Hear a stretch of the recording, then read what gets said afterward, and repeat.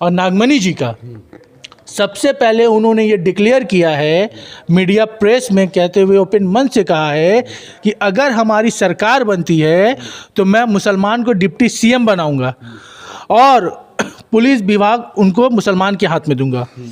क्योंकि ये सच्चर कमेटी की रिपोर्ट है कि जब जब कहीं दंगा होता है तो सबसे खासा सबसे नाजुक हालत मुसलमानों की होती है। जनगणना किया है आप, उसमें कल्लाल बिरादरी मुसलमान में आती है। कल्लाल बिरादरी मुसलमान का अंश है, उसको हम हिंदू में कैसे डाल दिए? तो ऐसा कोई सगा नहीं जिसको नीतीश कुमार ने ठगा नहीं। मुसलमान तो छोड़िए, जिनका आधार पे उनका वोट टिका है, खुशवाहा समाज, कोरी समाज, वो उनका भरोसा भी हार बैठे हैं। 12-13% होते हुए 4%, 4.5% को बेनिफिट मिलेगी। तो जब खुशवाहा समाज, उनका आधार वोट, आधार बेस, लव खुश की राजनीति करने वाले, जब वो समाज नीतीश के साथ नहीं है तो मुसलमान क्या भरोसे में उनके साथ जाएगा? नागमणि जी मुसलमानों के लिए क्या करने जा रहे हैं? कुछ बड़ा 2025 से पहले? अरे भाई, उनसे बड़ा सोच तो मुसलमानों के लिए किसी ने अभी तक सोचा क्या सोच है? मैं तो बता रहा हूँ, उन्होंने मन से डिक्लेयर किया है कि मैं डिप्टी सीएम बनाऊंगा। अभी मुसलमान का मतलब हो गया छूत वाली बीमारी। अगर मुसलमान के हक की बात करेंगे तो भाई सत्ता गया। मोहम्मद नदीम जी, हम इनसे जानेंगे, जो कि शोषित इंकलाब पार्टी के काफ़ी सक्रिय रहते हैं। उनसे हम जानेंगे कि आखिर जिस तरह से ये मुसलमानों की हालत हो रही है उस पर क्या कहेंगे। सबसे पहले आपका बहुत बहुत शुक्रिया।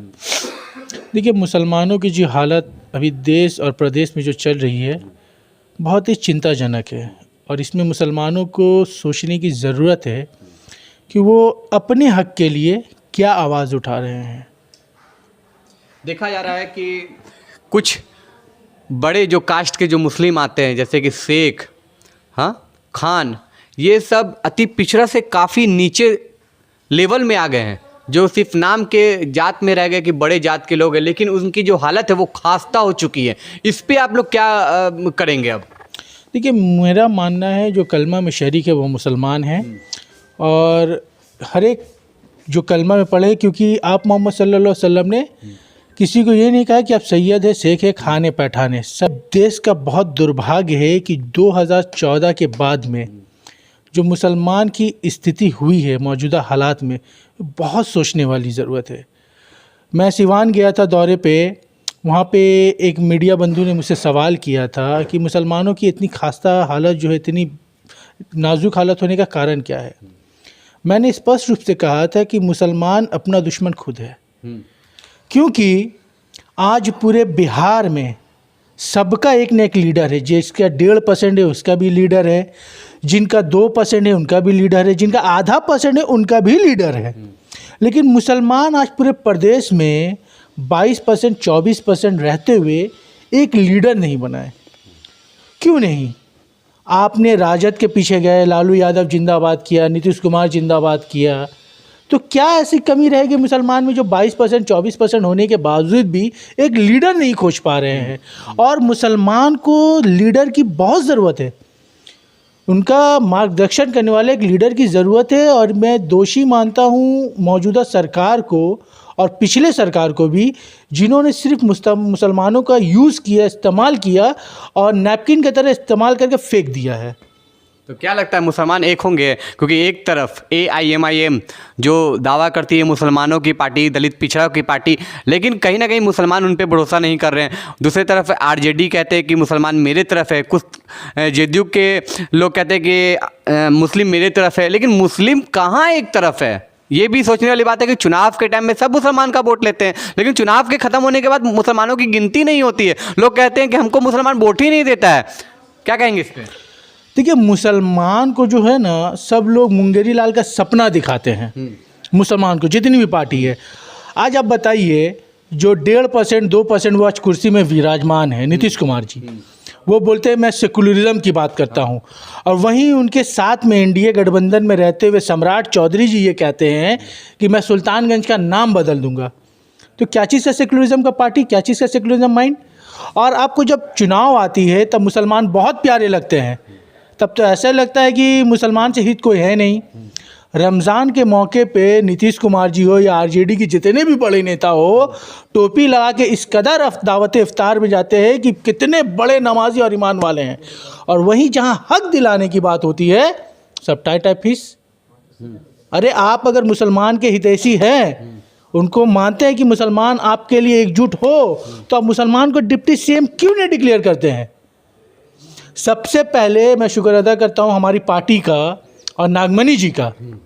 सबसे पहले उन्होंने ये डिक्लेयर किया है, मीडिया प्रेस में कहते हुए ओपन मन से कहा है कि अगर हमारी सरकार बनती है तो मैं मुसलमान को डिप्टी सीएम बनाऊंगा और पुलिस विभाग उनको मुसलमान के हाथ में दूंगा।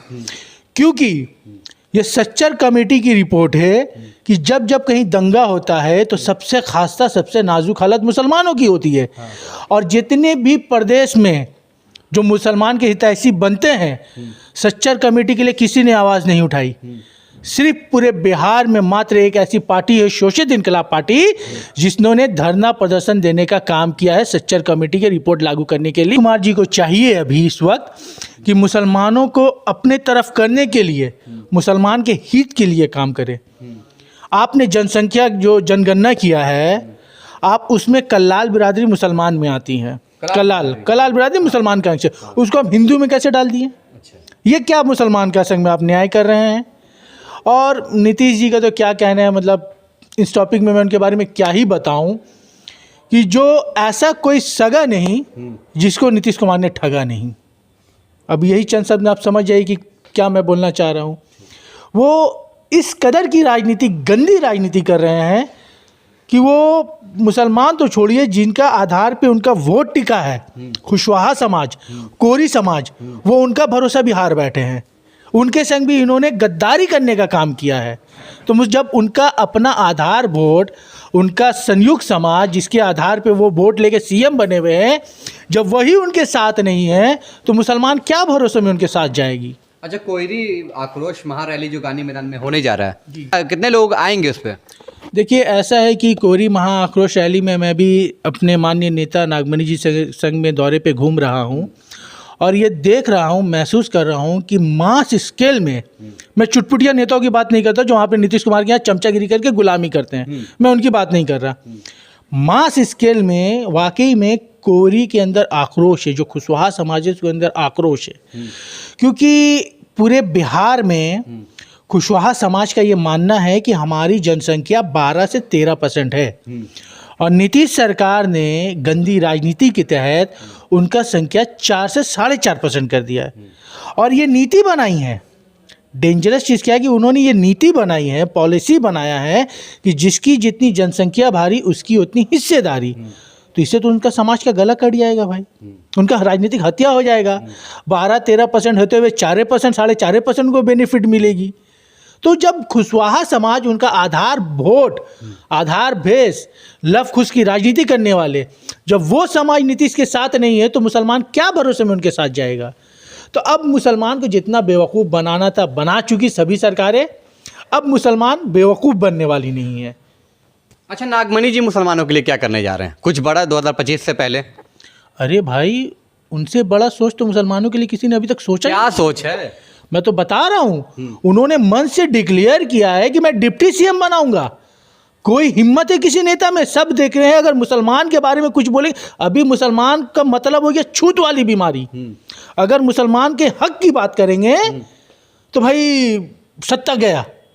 तो मुसलमान का फ़ायदा सब उठाना जानते हैं, लेकिन मुसलमान के हक की बात कोई नहीं करेंगे।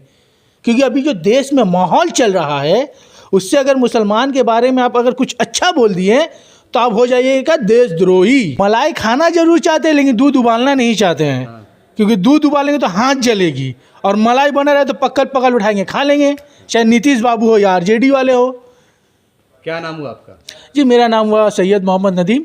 मैं शोषित इनकलाब पार्टी का राष्ट्रीय महासचिव सह प्रवक्ता हूँ।